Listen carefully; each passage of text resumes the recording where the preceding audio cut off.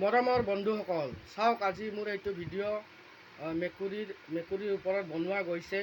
আপোনালোকে চাওক, এই মোৰ মেকুৰী দুটা দোকানৰ ভিতৰত ধুনীয়াকৈ আৰাম কৰি আছে। সিহঁতে নিগনি ধৰাৰ কাৰণে গেটত আৰু এজন ভিতৰত বহি আছে। সিহঁতে নিগনি আৰু পঁইতা চৰাই ধৰে আৰু অন্য বস্তু কিন্তু অনিষ্ট নকৰে।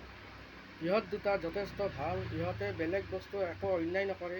খালি দোকানৰ ভিতৰত যদি নিগনি আৰু পঁইতা চৰাই আহে তেনেহ'লে ইহঁতে ধৰিব। কিন্তু ইহঁত দুটা মোৰ অতি ভাল। ইহঁতে নাথকাৰ আগতে মোৰ দোকানখনত আপোনাৰ চিপছ, চানা যিকোনো বস্তু থ'লেও নিগনি আৰু পঁইতা চৰাই ফুটাই দিয়ে আৰু নিগনি কাটি দিয়ে।